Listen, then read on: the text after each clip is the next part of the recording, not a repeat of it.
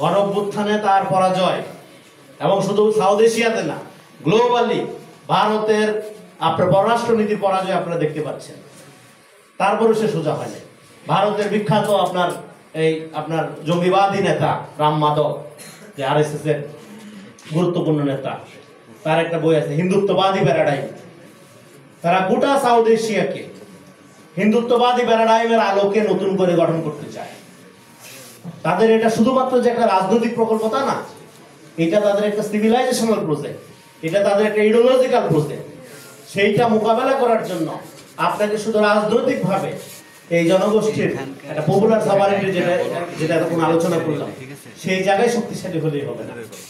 আপনার সভ্যতাগত পার্থক্য যেটা, আমরা বেদান্তিক, ইন্ডিক বা সিন্ধু সভ্যতার সন্তান না, আমরা একেশ্বরবাদী আব্রাহামিক রিলিজিয়াস ধারার সর্বশেষ প্রতিনিধি ইসলামের অনুসারী।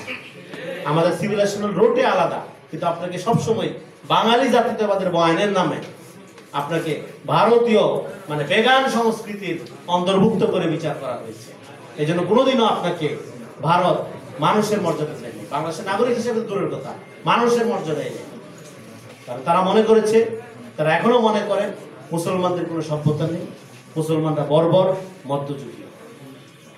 এই পেগান কালচারের ভিতর দিয়ে আমাদেরকে সবসময় প্রজেক্ট করা হয়েছে। আমাদের সবসময় আমাদের প্রগতিশীলতা, যার মূল বেসিস হলো ইসলাম বিদ্বেষ, কিন্তু তার মধ্যে দেখবেন পেগান সংস্কৃতির ব্যাপারে খুব আবেগ, দরদ এগুলো রয়ে গেছে।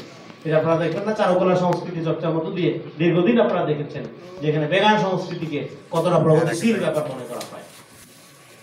ফলে বাংলাদেশের সাংস্কৃতিক, সাহিত্যিক এবং দার্শনিক ধারায় ইসলামকে মূল ধারা করা হলো আমাদের প্রধানতম চ্যালেঞ্জ।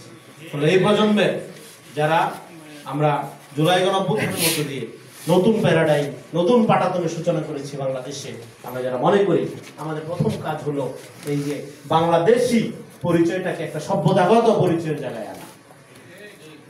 এই সভ্যতাগত পরিচয়ের জায়গার জন্য আমাদের ফাউন্ডেশন অফ জিওপলিটিক্সটা চেঞ্জ করতে হবে। বন্ধু রাষ্ট্রের এই বয়ান থেকে বের হয়ে আমাদের এই নতুন যে মাল্টিপোলার ওয়ার্ল্ডের কথা আমরা বলছি, সেখানে আমরাও কিভাবে একটা পোল হতে পারি সেই চিন্তা করতে হবে। কারণ আপনার পৃথিবীর বিভিন্ন দেশের নানা রকম বাঙালি থাকতে পারে, কিন্তু তার একটাই দেশ বাংলাদেশ। মার্কিন বাংলাদেশের কোনো রাষ্ট্র নেই। ভারতীয় কলকাতার লোক কিন্তু ভারতীয় বাঙালি, আসামের কেউ যদি বাঙালি বলেন তারাও ভারতীয় বাঙালি।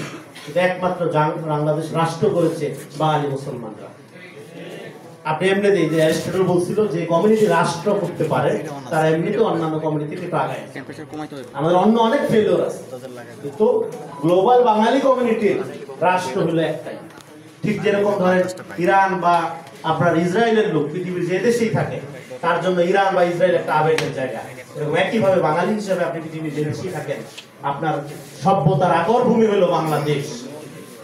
এই জন্য দিল্লি নয়, পিন্ডি নয়, আপনার আমার জায়গা হলো বাংলাদেশ। সেই বাংলাদেশকে, বাংলাদেশি জায়গাকে একটা সিভিলাইজেশনাল হাব হিসেবে আমাদের গড়ে তুলতে হবে। এবং সেটার ক্ষেত্রে আমাদের এই যে নতুন আমাদের সিভিলাইজেশনাল রুট যেটা, সেটা হলো আব্রাহামিক একেশ্বরবাদী ধারার লোক। আমরা কোনো পেগান সংস্কৃতির ধারার লোক না।